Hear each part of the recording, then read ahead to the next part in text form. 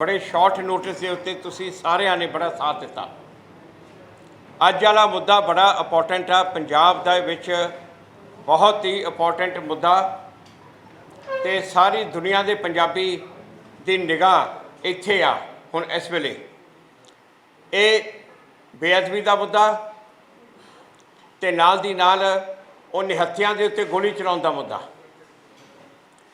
इस दे बारे पहलां तां मैं एक गल ये क्लैरीफाई करा कि पंजाब दे लोग अपने आप नूं चीटड़ ते ठग्या होया महसूस कर रहे हैं। जो उस दिन कांग्रेस सरकार ने किया, बड़े बड़े भाषण जो विधान सभा दे विच दिते ते उस तो मगरों निकलिया कुछ भी नहीं उहदे विचों। हुण ये दो तरह के केस आ इत्थे। पहला मैं ओपोजिशन क्लैरीफाई करदिया, बड़े दिन तो ये कन्फ्यूजन चल रहा। दो तरह के केस आ। एक केस हैगे आ जिहड़े बेअदबी ते अंगां दे जो खंडाए ते पाड़े ते बेअदबी की। वो केस 2015 च अकाली सरकार ने CBI नूं भेज दिते सी। एक पार्ट केसां दा ओह आ जिहड़े 3 मुख बंदियां दे उत्ते केस चलाउण दी गल विधान सभा दे विच चली।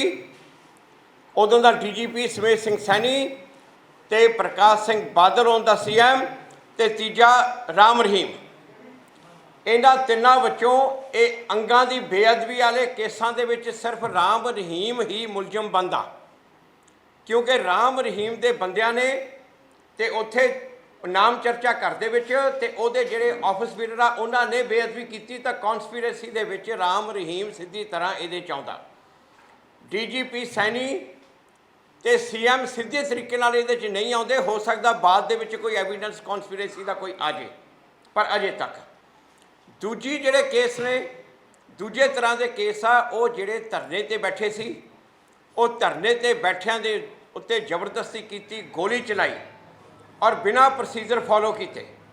मैं विधान सभा भी ये गल कही सी कि लॉ एंड ऑर्डर सिचुएशन नूं कंट्रोल कर ले पुलिस नूं इख्तियार हन कि जेकर जरूरत पवे तो फोर्स भी यूज़ कर सकती है, तो जे सिचुएशन वारंट करे यही जी हालत होवे तो गोली भी चला सकती है। पर एक पूरा कानून के तौर पर प्रोसीजर दिता वा, वो प्रोसीजर नूं पूरी तरह फॉलो करके करना। जेकर वो प्रोसीजर फॉलो नहीं होया तो एक वर्दी च पाए बंदे ते गोली चलाउण ते एक गैंगस्टर ते गोली चलाउण दे विच कोई हरतर नहीं। इत्थे ये साफ रिकॉर्ड ये दिखाउंदा कि प्रोसीजर फॉलो नहीं होया। जदों ये प्रोसीजर फॉलो नहीं होया तो ये इस तरह चाहे वो बंदे ने गोली चलाउणा ने वर्दी पाई हुई सी, पर वो एक गैंगस्टर के बरोबर आ। जिवें कोई गैंगस्टर गोली चलाए तो जिस बंदे ने गैंगस्टर नूं हायर किया, हुक्म दिते आ, वो भी विच नाल मुलजिम हुंदा। उस तरह ये जिहड़े केस आ इन्हां दे विच उदों दा DGP सुमेश सिंह सैनी ते उदों दा CM प्रकाश सिंह बादल जो तत्त बाहर आया ये मुलजिम विच बनदे आ। तो ये जिहड़े केस आ ये CBI कोले नहीं भेजे गए सी। अकाली सरकार ने ये केस CBI कोले नहीं सी भेजे। ये केस पंजाब पुलिस के कोले ही हन। आ हुण जिहड़ा महीना क पहलां ये कांग्रेस सरकार ने, एक कैप्टन सरकार ने फैसला किया सी कि CBI नूं भेजो। वो प्रक्रिया अजे पूरी नहीं हुई है। CBI ने अजे तक इन्वेस्टिगेशन भी शुरू नहीं की, उन्होंने जो केस भी रजिस्टर नहीं किए। तो इन्हां केसां की बिल्कुल कोई अड़चन नहीं है, कोई रुकावट नहीं है। जिहड़े CBI तो वापस आने आ वो जिहड़े वो बेअदबी वाले 2015 च भेजे सी वो आने आ। ये जिहड़े केस आ गोली चलाउण वाले जिहदे विच सुमेश सिंह सैनी ते उनका मुख्यमंत्री प्रकाश सिंह बादल मुलजम बनते आ, वो CBI कोले नहीं हैं, पंजाब पुलिस कोले आ। उहदे च बिल्कुल कोई रुकावट नहीं है। पहली गल तो मैं क्लीयर करता, वो केस भी जिहड़े CBI कोले आ वो भी मैं लीगल पोजीशन दसी सी कुछ दिन पहलां कि वो भी वापस मंगा सकते हैं, पर उसकी गल आपां बाद च करांगे। हुण जिहड़े उस दिन विधान सभा दे विच लंबे लंबे वड्डे वड्डे भाषण होए, 5 मंत्री, छोटी मोटी गल नहीं है। सरकार दे 5 मंत्रियों ने ਇਹ ਲਗਾਤਾਰ ਮੰਗ ਕੀਤੀ, ਇੱਕ ਵਾਰੀ ਵੀ ਨਹੀਂ, ਪੋਲੀ ਜੀ ਵੀ ਨਹੀਂ, ਠੋਕ ਕੇ ਜ਼ੋਰ ਦੀ ਇੱਕ ਮੰਤਰੀ ਸਾਹਿਬ ਨੇ ਤਾਂ ਝੋਲੀ ਅੱਡ ਦੀ ਕਿ ਇਹ ਕਮਿਸ਼ਨ ਦੀ ਰਿਪੋਰਟ ਕਹਿ ਰਹੀ ਆ ਕਿ ਉਹਨਾਂ ਨੇ ਹੁਕਮ ਦਿੱਤੇ ਆ। ਕਮਿਸ਼ਨ ਦੀ ਰਿਪੋਰਟ ਕਹਿ ਰਹੀ ਆ ਕਿ ਲਗਾਤਾਰ ਟੈਲੀਫੋਨ ਤੇ ਗੱਲਾਂ ਹੋ ਰਹੀਆਂ ਸੀ। ਕਮਿਸ਼ਨ ਦੀ ਰਿਪੋਰਟ ਕਹਿ ਰਹੀ ਆ ਕਿ 2-2 ਵਜੇ 3-3 ਵਜੇ ਉੱਥੇ ਫੋਨ ਦੇ ਉੱਤੇ ਗੱਲਾਂ ਹੋਈਆਂ ਔਰ ਹੁਕਮ ਇੱਥੋਂ ਗਏ ਆ। ਉਹ ਵਰਦੀ 'ਚ ਜਿਹੜੇ ਗੈਂਗਸਟਰ ਗੋਲੀ ਚਲਾਉਣ ਵਾਲੇ ਸੀ ਉਹਦੇ ਹੁਕਮ ਇੱਥੋਂ ਗਏ ਆ, ਡੀਜੀਪੀ ਤੋਂ ਤੇ ਮੁੱਖ ਮੰਤਰੀ ਤੋਂ। ਮਿਨਿਸਟਰਾਂ ਨੇ ਇਹ ਗੱਲ ਕਹੀ ਕਿ ਉਹਨਾਂ ਦੇ ਖਿਲਾਫ ਕੇਸ ਚਲਾਓ, ਪਰ ਉਸ ਤੋਂ ਮਗਰੋਂ ਹੋਇਆ ਕੀ? ਸਿਰਫ ਤੇ ਸਿਰਫ ਕਹਿ ਦਿੱਤਾ ਜੀ ਕਿ ਅਸੀਂ CBI ਤੋਂ ਕੇਸ ਵਾਪਸ ਬੁਲਾ ਕੇ SIT ਅਪੁਆਇੰਟ ਕਰਾਂਗੇ। ਉਹ ਕਿਹੜੇ ਕੇਸ ਆ? ਉਹ 3 ਕੇਸ ਜਿਹੜੇ ਬੇਅਦਬੀ ਵਾਲੇ ਆ। ਇਹਨਾਂ ਕੇਸਾਂ ਦੇ ਬਾਰੇ ਕੋਈ ਗੱਲ ਨਹੀਂ ਕੀਤੀ, ਕੁਛ ਨਹੀਂ ਕਿਹਾ। ਹੁਣ ਜੋ ਕਮਿਸ਼ਨ ਦੀ ਰਿਪੋਰਟ ਜਦੋਂ ਦਾਇਰ ਹੁੰਦੀ ਆ ਸਦਨ ਦੇ ਵਿੱਚ, ਤਾਂ ਸਰਕਾਰ ਨੇ ਨਾਲ ਦੱਸਣਾ ਹੁੰਦਾ ਕਿ ਅਸੀਂ ਇਹ 'ਤੇ ਐਕਸ਼ਨ ਕੀ ਲਿਆ। ਇਹ ਭਾਸ਼ਣਾਂ ਤੋਂ ਬਾਅਦ ਸਰਕਾਰ ਨੇ ਦੱਸਣਾ ਸੀ ਕਿ ਅਸੀਂ ਐਕਸ਼ਨ ਕੀ ਲਿਆ, ਪਰ ਐਕਸ਼ਨ ਸਰਕਾਰ ਨੇ ਕੀ ਲਿਆ? 4 ਛੋਟੇ ਮੁਲਾਜ਼ਮ, ਉਹਦੇ ਵਿੱਚ 2 ਸਬ ਇੰਸਪੈਕਟਰ ਆ, 1 ਇੰਸਪੈਕਟਰ ਆ ਤੇ 1 SP ਆ, ਉਹਨਾਂ ਦੇ ਖਿਲਾਫ ਕੇਸ ਚੱਲੂ ਤੇ SIT ਉਹਦੇ ਵਾਸਤੇ ਅਪੁਆਇੰਟ ਕਰ ਰਹੇ ਹੋ। ਤਾਂ ਮੈਂ ਜਿਹੜਾ ਅੱਜ ਇਸ ਤੁਹਾਨੂੰ ਸਾਰਿਆਂ ਨੂੰ ਤਕਲੀਫ ਦਿੱਤੀ ਆ, ਉਹ ਇਸ ਕਰਕੇ ਦਿੱਤੀ ਆ ਕਿ ਅੱਜ ਇਹ 5 ਮੰਤਰੀਆਂ ਨੂੰ ਅਲਟੀਮੇਟਮ ਦਿੰਦੇ ਆ। ਸਰਕਾਰ ਨੂੰ ਨਹੀਂ ਮੈਂ ਕਹਿੰਦਾ, ਇਹ 5 ਮੰਤਰੀ ਜੋ ਜਿਹਨਾਂ ਨੇ ਵੱਡੀਆਂ ਗੱਲਾਂ ਕੀਤੀਆਂ, ਇਹ 5 ਮੰਤਰੀਆਂ ਨੂੰ ਅਲਟੀਮੇਟਮ ਦਿੰਦੇ ਆ ਕਿ 15 ਦਿਨ ਦੇ ਵਿੱਚ ਕੈਬਨਿਟ ਤੋਂ ਇਹ ਫੈਸਲਾ ਕਰਾਓ ਕਿ ਪ੍ਰਕਾਸ਼ ਸਿੰਘ ਬਾਦਲ ਹੁੰਦਾ CM ਤੇ ਸੁਮੇਧ ਸਿੰਘ ਸੈਣੀ ਹੁੰਦਾ DGP। ਇਹ ਉਹਨਾਂ ਕੇਸਾਂ ਦੇ ਵਿੱਚ ਮੁਲਜ਼ਮ ਬਣਾਏ ਜਾਣਗੇ ਤੇ SIT ਇਹਨਾਂ ਦੇ ਅਗੇਂਸਟ ਇਨਵੈਸਟੀਗੇਸ਼ਨ ਕਰੂਗੀ। 15 ਦਿਨ ਦੇ ਵਿੱਚ ਇਹ ਫੈਸਲਾ ਕਰਵਾਉਣ। ਜੇ ਮੰਤਰੀ ਫੈਸਲਾ ਨਹੀਂ ਕਰਵਾ ਸਕਦੇ ਤਾਂ ਇਹਨਾਂ ਨੂੰ ਆਪਣੀ ਪਦਵੀ ਤੇ ਬੈਠਣ ਦਾ ਕੋਈ ਹੱਕ ਨਹੀਂ ਹੈ। ਮੈਂ ਅੱਜ ਮੰਗ ਕਰਦਾ ਕਿ 15 ਸਤੰਬਰ ਤੱਕ ਜੇਕਰ ਇਹ ਨਹੀਂ ਕਰਾ ਸਕਦੇ ਤਾਂ ਇਹ ਮੰਤਰੀ ਪੰਜੋ ਦੇ ਪੰਜੋ ਅਸਤੀਫਾ ਦੇਣ। ਤੇ ਮੈਂ ਅੱਜ ਇਹ 5 ਸੁਖਜਿੰਦਰ ਸਿੰਘ ਰੰਧਾਵਾ, ਉਸ ਤੋਂ ਬਾਅਦ ਬੋਲੇ ਨਵਜੋਤ ਸਿੰਘ ਸਿੱਧੂ, ਉਸ ਤੋਂ ਬਾਅਦ ਬੋਲੇ ਚਰਨਜੀਤ ਸਿੰਘ ਚੰਨੀ, ਉਸ ਤੋਂ ਬਾਅਦ ਬੋਲੇ ਮਨਪ੍ਰੀਤ ਸਿੰਘ ਬਾਦਲ, ਉਸ ਤੋਂ ਬਾਅਦ ਬੋਲੇ ਤ੍ਰਿਪਤਿੰਦਰ ਸਿੰਘ ਬਾਜਵਾ। ਮੈਂ ਅੱਜ ਐਲਾਨ ਕਰਦਾ, ਜੇ 15 ਸਤੰਬਰ ਤੱਕ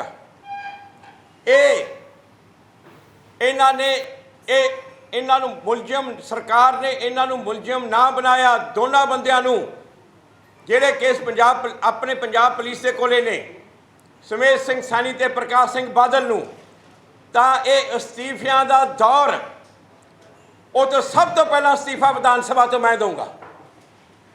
15 ਸਤੰਬਰ ਨੂੰ ਜੇਕਰ ਇਹਨਾਂ ਨੇ 15 ਸਤੰਬਰ ਤੱਕ ਐਲਾਨ ਨਹੀਂ ਕੀਤਾ ਤੇ ਮੈਂ ਸਿਰਫ ਮੰਤਰੀਆਂ ਦਾ ਅਸਤੀਫਾ ਨਹੀਂ ਮੰਗਦਾ, ਸਭ ਤੋਂ ਪਹਿਲਾਂ ਅਸਤੀਫਾ ਮੈਂ ਦਊਂਗਾ, ਕਿਉਂਕਿ ਵਿਧਾਨ ਸਭਾ 'ਚ ਬੈਠੇ ਅਸੀਂ ਪੰਜਾਬ ਨੂੰ ਇਨਸਾਫ ਨਹੀਂ ਦਵਾ ਸਕਦੇ। ਤੁਹਾਨੂੰ ਯਾਦ ਹੋਊਗਾ ਪਿਛਲੀ ਵਿਧਾਨ ਸਭਾ ਦੇ ਵਿੱਚ ਵੀ ਇੱਕ ਕਾਂਗਰਸ ਦੇ ਮੈਂਬਰ ਸਿੱਕੀ ਨੇ, ਰਮਨਜੀਤ ਸਿੰਘ ਸਿੱਕੀ, ਉਹਨਾਂ ਨੇ ਵੀ ਆਪਣਾ ਅਸਤੀਫਾ ਦਿੱਤਾ ਸੀ।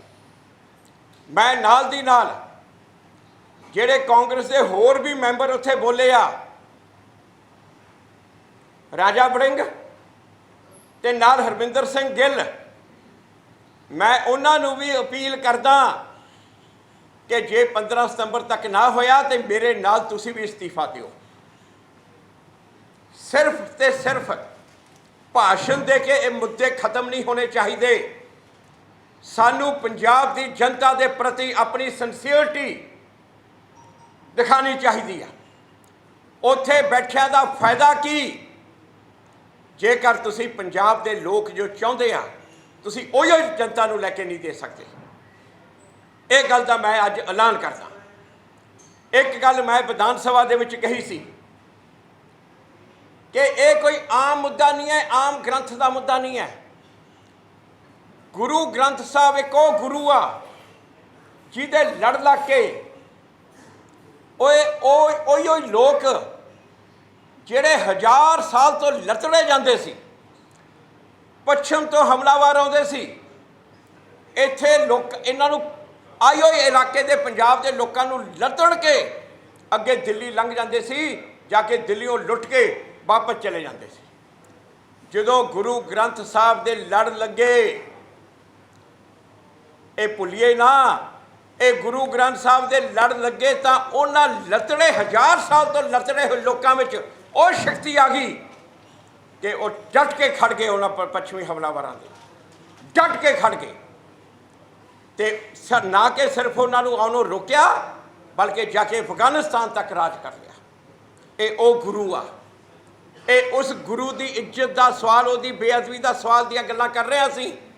ਔਰ ਇਤਿਹਾਸ ਵਿੱਚ ਕਿਸੇ ਨੇ ਬਖਸ਼ਿਆ ਨਹੀਂ ਕਿਸੇ ਨੂੰ ਵੀ ਜਿਸ ਨੇ ਇਸ ਤਰ੍ਹਾਂ ਦੀ ਬੇਅਦਬੀ ਕੀਤੀ ਆ, ਤੇ ਅੱਜ ਵੀ ਬਖਸ਼ਿਆ ਨਹੀਂ ਜਾਊਗਾ। ਤੇ ਮੈਂ ਵਿਧਾਨ ਸਭਾ 'ਚ ਵੀ ਇਹ ਕਿਹਾ ਸੀ ਕਿ ਸਾਡੀ ਪੀੜ੍ਹੀ ਦੇ ਵਿੱਚ 2 ਵਾਕਿਆ ਐਸੇ ਹੋਏ ਆ। ਸਾਡੀ ਪੀੜ੍ਹੀ 'ਚ 2 ਵਾਕਿਆ, ਇੱਕ ਤੀਜਾ ਘੱਲੂਘਾਰਾ 1984 ਜੋ ਇਹਨੇ ਦਿੱਲੀ ਤੇ ਬਾਕੀ ਹੋਰਾਂ ਜਗ੍ਹਾ ਤੇ, ਤੀਜਾ ਘੱਲੂਘਾਰਾ, ਤੇ ਦੂਜਾ ਗੁਰੂ ਗ੍ਰੰਥ ਸਾਹਿਬ ਦੀ ਬੇਅਦਬੀ। ਆਪਣੀ ਪੀੜ੍ਹੀ ਨੂੰ ਲਾਜ ਨਹੀਂ ਲੱਗਣ ਦੇਵਾਂਗੇ। ਕੱਲ੍ਹ ਨੂੰ ਇਤਿਹਾਸ ਵਿੱਚ ਇਹ ਨਾ ਜਾਵੇ ਇੱਕ ਪੀੜ੍ਹੀ ਇਹੀ ਜਿਹੀ ਵੀ ਆਈ ਸੀ, ਉਹ ਗੁਰੂ ਨੇ ਕਿਹਾ ਬੇਇਨਸਾਫੀ ਦੇ ਖਿਲਾਫ ਜਾ ਕੇ ਦੂਜਿਆਂ ਵਾਸਤੇ ਲੜੋ। ਇਹ ਨਾ ਇਤਿਹਾਸ ਕਹਿ ਕੇ ਇੱਕ ਪੀੜ੍ਹੀ ਐਸੀ ਆਈ ਸੀ ਉਹ ਆਪਣੇ ਵਾਸਤੇ ਵੀ ਨਹੀਂ ਲੜ ਸਕੀ। ਕਿਸੇ ਵੀ ਹੱਦ ਤੱਕ ਜਾਵਾਂਗੇ। ਇਹ ਪਦਵੀਆਂ ਪੁਦਵੀਆਂ MLA ਉਮਲੇਸ਼ਿਪ ਤੱਕ ਕੁਛ ਵੀ ਨਹੀਂ। ਉਹ ਮੰਤਰੀ ਦੇ ਅਹੁਦੇ ਤੋਂ ਮੈਂ ਅਸਤੀਫਾ ਦੇ ਕੇ ਉਹ 84 ਵਾਲਾ ਤੀਜੇ ਘੱਲੂਘਾਰੇ ਦੇ ਵਾਸਤੇ ਗਿਆ, ਤੇ ਅੱਜ ਇਹ MLA ਉਮਲੇਸ਼ਿਪ ਕੁਛ ਨਹੀਂ। ਗੁਰੂ ਦੀ ਇੱਜ਼ਤ ਬਰਕਰਾਰ ਕਰਨ ਲਈ ਉਹ ਵੀ ਦੱਬ ਦੇਵਾਂਗੇ, ਉਹ ਵੀ ਦਾਅ 'ਤੇ ਲਾਵਾਂਗੇ। तो मैं आज ये रिपीट करता होया कहना कि 15 सितंबर तक ये पंजाब सरकार ऐलान करे, जे वो नहीं करते तो 16 सितंबर नूं मैं विधान सभा तो इस्तीफा दूंगा, तो नाल दी नाल 5 मंत्री वो भी इस्तीफा देन, तो कांग्रेस के जिहड़े ਵੱਡੇ ਵੱਡੇ लीडर विधान सभा च बोले आ तो नाल दी नाल वो भी इस्तीफा देना। कोई सवाल देना मेरे नाल आके खड़ जाए, मैं कोई नहीं ले। ये जो मुद्दा ये मैं समझदा इमोशनल मुद्दा, मैनू कोई लोड़ नहीं पार्टी तो परमिशन दी, ना ही मैं किसी नाल गल कीती है।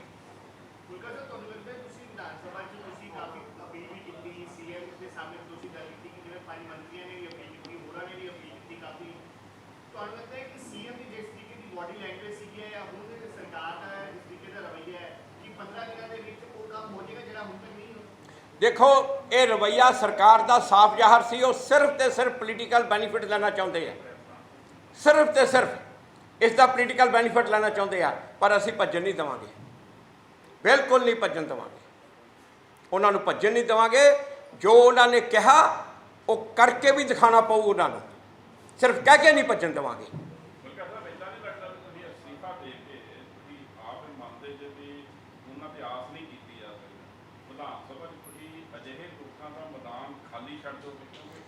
बहुत बड़ी भूमिका सी जिहड़ा ये बहस हुई उहदे च उन्हां नूं इस पासे लिआउण दी, ते लग नहीं रहा अस्तीफा दे के बड़ी गलती कर रहे जी, उन्हां दा राह खुला छड्ड रहे। जे भूमिका तो मगरों एंड रिजल्ट कुछ भी नहीं, तो उन्हां लोकां ने पंजाब दी जनता दे नाल खिलवाड़ करना और पंजाब दी जनता नूं एक तरह दा उन्हां ने बुद्धू बनाउणा, ते इस चीज़ नूं असीं इजाजत नहीं देवांगे।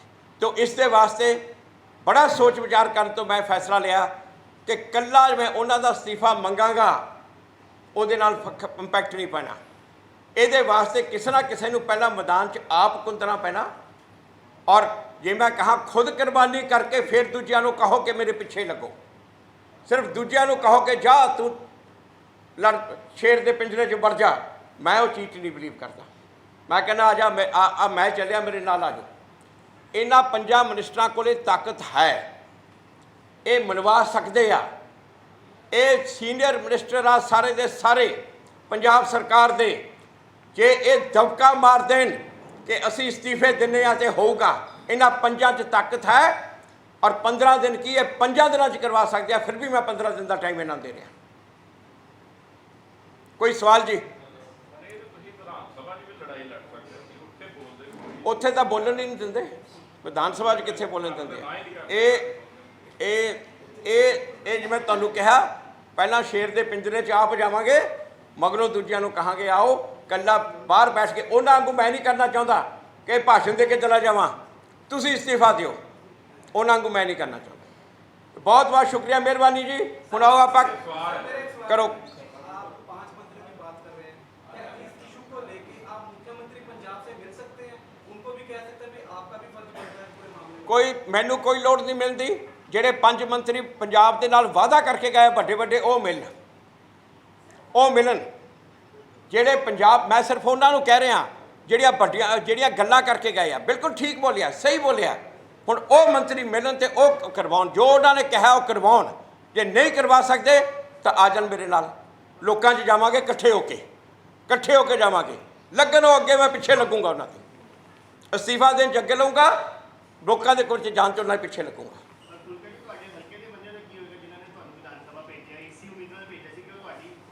ਉਹ ਕੰਮ ਚੱਲਦੇ ਰਹਿਣਗੇ। ਜਿਹੜੇ ਮੇਰੇ ਹਲਕੇ ਦੀਆਂ ਵੈਲਫੇਅਰ ਐਕਟੀਵਿਟੀ ਚੱਲਦੀ ਆ, ਮੋਬਾਈਲ ਡਿਸਪੈਂਸਰੀ, ਸਮਾਰਟ ਸਕੂਲ ਪੂਰੇ ਹੋਣ ਵਾਲੇ ਆ, 100 ਪੂਰੇ ਅੱਜ ਹੋ ਗਏ ਆ, ਬਾਕੀ ਵੀ ਕਰਨਗੇ।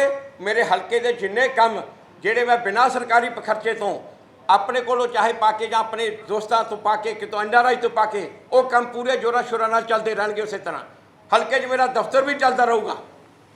ਬਹੁਤ ਬਹੁਤ ਸ਼ੁਕਰੀਆ ਜੀ। ਆਓ ਹੁਣ ਆਪਾਂ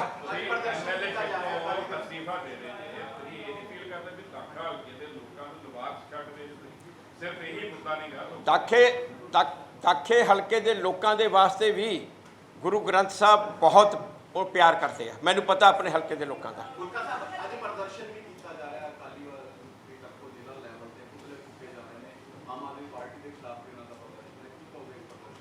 ਕਿਸ ਦਾ ਪ੍ਰਦਰਸ਼ਨ? ਅਕਾਲੀ ਦਲ ਤਾਂ ਕਰੂਗਾ ਜਦੋਂ ਜਿਹੜੇ ਦੋਸ਼ੀ ਆ ਉਹ ਤਾਂ ਰੌਲਾ ਪਾਉਣਗੇ, ਬਚਣ ਦੀ ਕੋਸ਼ਿਸ਼ ਕਰਨਗੇ। ਹਾਂਜੀ,